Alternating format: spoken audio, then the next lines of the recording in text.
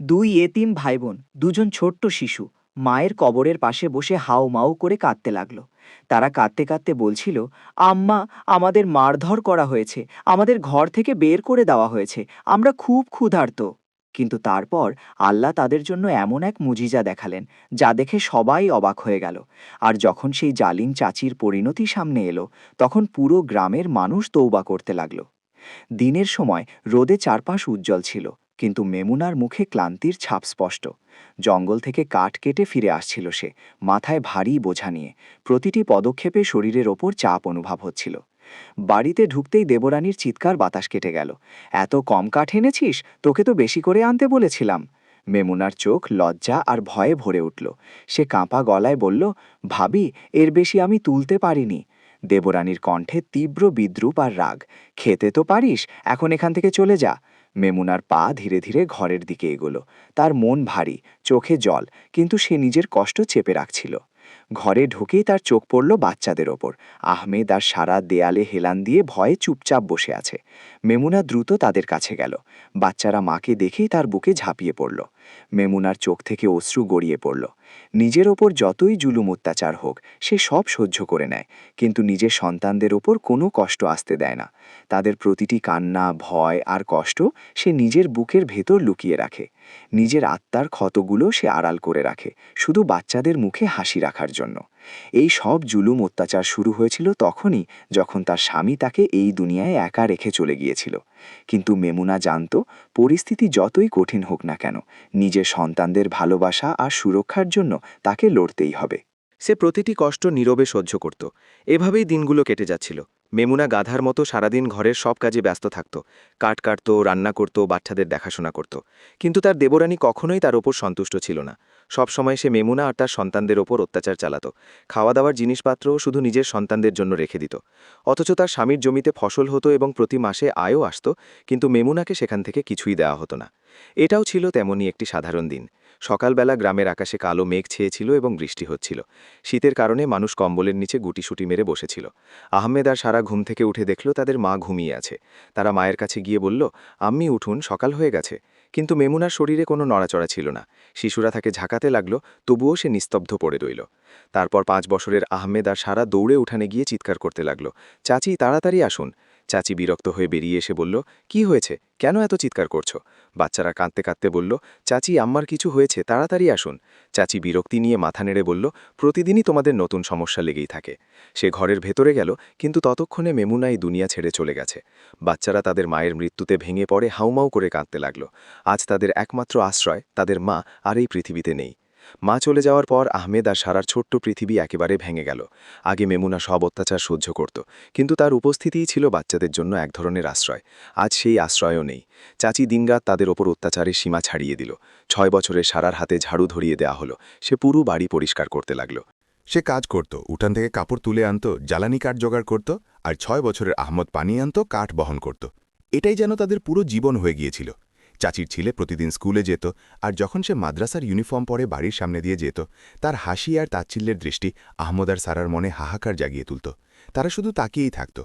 কাশ আমরাও যদি স্কুলে যেতে পারতাম, খেলতে পারতাম, অন্য বাচ্চাদের মতো জীবন কাটাতে পারতাম। কিন্তু তাদের জীবনে শান্তির ছায়া পর্যন্ত পড়েনি। একদিন চাচি রাগ করে সারাকে ডাকল, যাও তাড়াতাড়ি আমার জন্য চা বানিয়ে নিয়ে আসো। সারা চুপচাপ রান্নাঘরের দিকে এগিয়ে গেল। সেদিন তার শরীর ভালো ছিল না, মাথা ঘুরছিল, পেটও খালি ছিল। তবুও সে কোনো অভিযোগ করল না। চা বানিয়ে কাপ হাতে নিয়ে উঠানের দিকে এগোল। চাচি তখন ফোনে কারো সঙ্গে কথা বলছিল। সারা কাছে গিয়ে কাপটা দিতে যাচ্ছিল, হঠাৎ তার চোখের সামনে অন্ধকার নেমে এলো। দুর্বল পা কাঁপতে লাগল, আর কাপটা চাচির হাতে উল্টে গেল। চাচির চিৎকারে রাগ আর ঘৃণা একসাথে মিশেছিল। এক মুহূর্তের মধ্যে একটা জোরে থাপ্পড় সারার গালে পড়ল। সে মুখ থুবড়ে মাটিতে পড়ে গেল। চাচি নির্মমভাবে চিৎকার করে উঠল, হারামজাদি, তোর এত বড় সাহস! এরপর শুরু হলো নির্মম মারধর। শব্দ শুনে আহমদ দৌড়ে এলো। সে তার বোনকে রক্তাক্ত অবস্থায় মার খেতে দেখল। ভয় আর দুঃখে তার হৃদয় কেঁপে উঠল। সে দ্রুত সারার কাছে গিয়ে চিৎকার করে বলল, চাচি, ওকে মারবেন না, আমাকে মারুন। চাচি দুজনের হাত ধরে টেনে হিঁচড়ে তাদের বাইরে বের করে দিল। উঠানে ফেলে দিয়ে বলল, আর যদি তোমরা এখানে আমাকে তোমাদের মুখ দেখাও, তাহলে কিন্তু ভালো হবে না, আমার বাড়ি থেকে চলে যাও। বাচ্চারা ভয়ে স্থির হয়ে দাঁড়িয়ে রইল, মুখে আতঙ্কের ছাপ, চোখে অসহায়তা। এখন তারা কোথায় যাবে, কি খাবে, কার কাছে যাবে, শুধু এই একটাই প্রশ্ন তাদের ভিতরে কাঁপছিল, কিন্তু কোনো উত্তর ছিল না। আহত আর অসহায় বোধ করতে করতে আম্মাদ আর সারা ধীরে ধীরে উঠে দাঁড়ালো। তাদের চোখের জল থামার নাম নিচ্ছিল না। কাপা কাপা পায়ে তারা মায়ের কবরের সামনে গিয়ে পৌঁছালো। ঠান্ডা মাটি, একটি সাদামাটা কবর, আর তার সামনে 2 ছোট্ট পথিক। তারা কবরের পাশে বসে হাউমাউ করে কাঁদতে লাগলো। তাদের মুখ থেকে বের হওয়া আর্তনাদ যেন বাতাসে কেঁপে উঠছিল। আম্মা, আমাদের বাড়ি থেকে বের করে দিয়েছে, আমরা কিছু খেতে পাইনি, চাচি আমাদের খুব মেরেছে। সেই কষ্টভরা আওয়াজ এমন ছিল যে শুনলে যে কেউ থমকে যেত। আম্মাদ গভীর শ্বাস নিয়ে তার ছোট বোনের হাত ধরল। চোখে একটুখানি সাহস জোগাড় করে দুজনে জঙ্গলের দিকে হাঁটা শুরু করলো। চোখে জল থাকলেও তাদের পা থামেনি। আম্মাদ মনে মনে ঠিক করল, কাল থেকে তারা জঙ্গলে কাঠ কেটে বিক্রি করবে, নিজেদের জন্য খাবারের ব্যবস্থা করবে। জঙ্গল ক্রমেই ঘন হয়ে উঠছিল। পাতার খসখস শব্দ নিস্তব্ধতার মধ্যে মিশে যাচ্ছিল। কিছুক্ষণ হাঁটার পর তারা একটি ছোট্ট ঝুপড়ির সামনে এসে পৌঁছালো। আম্মাদ আস্তে করে দরজায় কড়া নাড়ল। দরজা খুলে একজন বৃদ্ধ বেরিয়ে এলেন। 2 ছোট্ট কাঁদো কাঁদো মুখ দেখে তার চোখেও পানি চলে এলো। আম্মাদ কাঁদতে কাঁদতে সব গল্প বলল, কিভাবে চাচি তাদের বের করে দিয়েছে, কিভাবে তাদের মা আর বেঁচে নেই। বৃদ্ধ লোকটি চুপচাপ সব শুনলেন।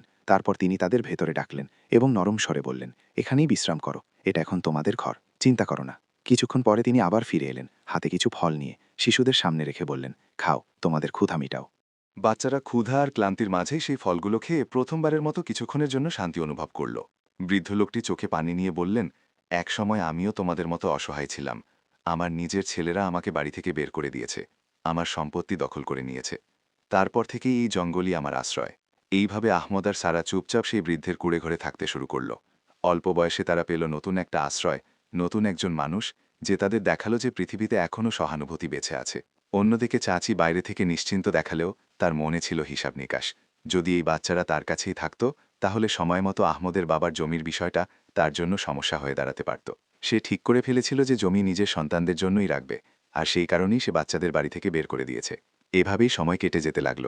আহমদ ভোরবেলা জঙ্গলে যেত, মন দিয়ে কাঠ কাটত এবং শহরে গিয়ে তা বিক্রি করত, যাতে বৃদ্ধের ওপর বোঝা না হয়। সারা কুড়েঘরের সব কাজ সামলাত, রান্না করত, পরিষ্কার পরিচ্ছন্নতা রাখত এবং বৃদ্ধের সেবায় কখনও পিছপা হতো না। দিনরাতের পরিশ্রমে তারা ধীরে ধীরে বড় হয়ে উঠল। শরীর ক্লান্ত থাকলেও তাদের মনোবল ছিল দৃঢ়। একদিন বৃদ্ধ তাদের দুজনকে কাছে ডাকলেন। তার মুখে গভীর ভাবনা ফুটে উঠেছিল। তিনি ধীরে বললেন, তোমরা মন দিয়ে শোনো, এখন আমি যা বলবো তা অবশ্যই করতে হবে। আহমদ মাথা নত করে বলল, বাবা, আপনি যা বলবেন আমরা তাই করব। বৃদ্ধ বললেন, আমার ছেলের একটি বড় জমি আছে, সেখানে একটি ঘন আম গাছ রয়েছে। সেই গাছের পাশে আমি বহু বছর আগে গোপনে একটি সিন্দুক পুঁতে রেখেছিলাম। সেটি একটি ধন যা আমার হাতে এসেছিল।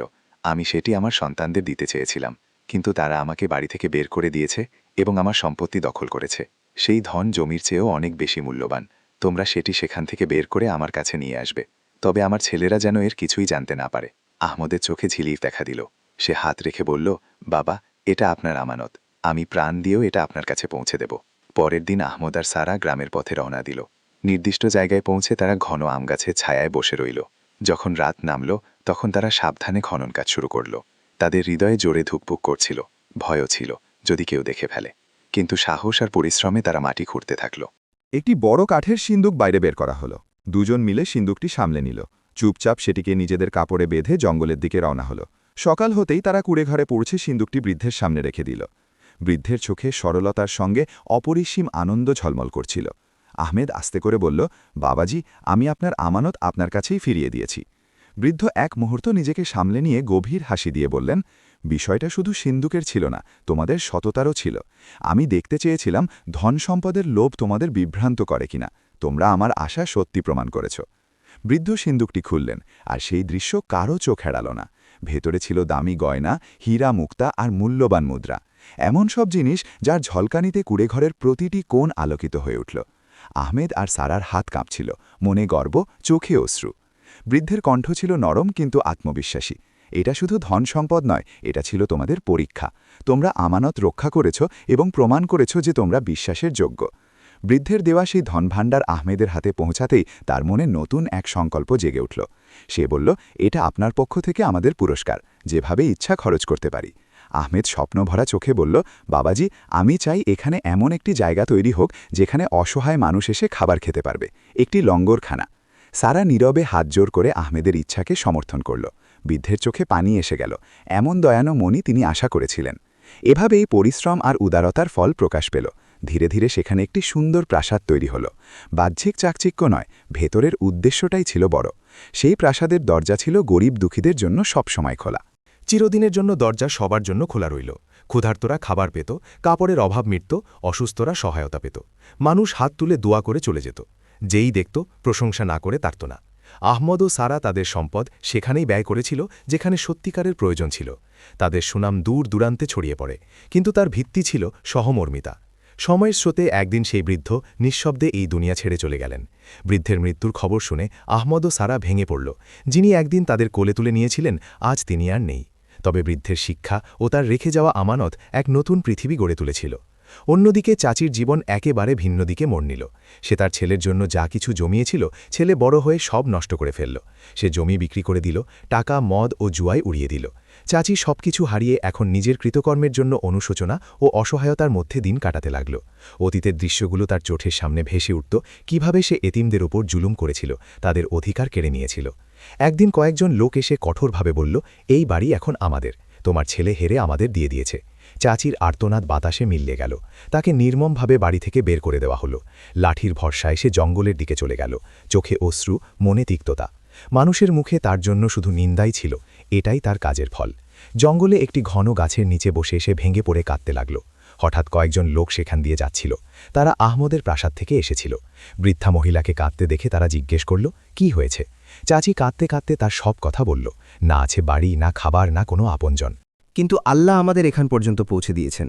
চাচির চোখে এক মুহূর্তের জন্য বিস্ময়ের ঢেউ ছড়িয়ে পড়ল। সে আহমদ এবং সারার মুখ ভালো করে দেখল। সারা তার মায়ের পুরো অনুকরণ। পরের মুহূর্তে সে হাঁটু ভেঙে মাটিতে লুটিয়ে পড়ল, ফুটফুট করে কেঁদে উঠল এবং হাত জোর করে বলল, খোদা হাফেজ, আমাকে মাফ করে দাও। আমি খুব পাপী, তোমাদের ওপর অত্যাচার করেছি এবং আজ আমি তার ফল ভোগ করছি। আহমদ এগিয়ে এসে তাকে সাহায্য করল এবং তুলে নিল। আহমদ বলল, চাচি, আপনি কাঁদছেন, কিন্তু চিন্তা করবেন না, আমরা আপনাকে মাফ করে দিয়েছি। আল্লাহ আমাদের এত দিয়েছেন যে আমরা যত কৃতজ্ঞ হই তাও কম। সারা নরম কণ্ঠে বলল, আপনি আমাদের সঙ্গে থাকতে পারেন। চাচি চুপচাপ ঘুরে দাঁড়াল। লজ্জার ভার তার ঘাড় নিচু করে দিয়েছিল। চোখ দিয়ে একটানা অশ্রু ঝরছিল এবং হৃদয় বেদনা দিয়ে ভরে উঠেছিল। চাচি কেঁদে কেঁদে এক ঘন গাছের নিচে বসে পড়ল এবং প্রার্থনা করতে লাগল, হায় আল্লাহ, আমি কি করেছি? যাদের ওপর অত্যাচার করেছি, যাদের অধিকার কেড়ে নিয়েছি, আজ আপনি তাদের প্রভুত্ব দিয়েছেন এবং আমি, যিনি অন্যায় করেছিলাম, আমার ফল পেয়েছি। হঠাৎ তার হৃদয়ে প্রচণ্ড ব্যথা উঠল। সে কাঁপতে লাগল। কয়েক মুহূর্তের মধ্যে তার দেহ ঠান্ডা হয়ে গেল এবং গাছের কাছে নিঃসন্দেহে লুটিয়ে পড়ল। সে মারা গিয়েছিল, কিন্তু কেউ জানল না। তার দেহ 3 দিন সেই স্থানে পড়ে রইল। গ্রামবাসীরা তার মৃত্যু সম্পর্কে অজানা ভেতরেই ছিল। একদিন এক কাঠুরে পাশ দিয়ে গেল এবং চাচির লাশ দেখল। সঙ্গে সঙ্গে গ্রামবাসীদের খবর দিল। লাশ থেকে এত দুর্গন্ধ বের হচ্ছিল যে দাঁড়ানোও কঠিন ছিল। অনেক কষ্টে মানুষরা তার জানাজা পড়ল এবং তাকে কবর দেওয়া হলো। গ্রামবাসীরা বারবার তওবা তওবা বলছিল। সবাই দেখল যে অন্যায়ের ফল কি হয়, অনাথদের সম্পদ দখল করা মহিলার ফল কি হয়। সবাই সামনে দেখল যে মহল এবং ধন সম্পদের অধিকার এখন আহমদ এবং সারার। সবাই অবাক হয়ে গেল যে আল্লাহ কিভাবে ন্যায় করেছেন এবং অনাথ শিশুদের মর্যাদা ও সম্মান দিয়েছেন। নিঃসন্দেহে আল্লাহ ন্যায়পরায়ণ। যদি আপনাদের গল্পটি ভালো লেগে থাকে তাহলে চ্যানেলটি সাবস্ক্রাইব করুন এবং কমেন্টে জানান গল্পটি কেমন লাগলো।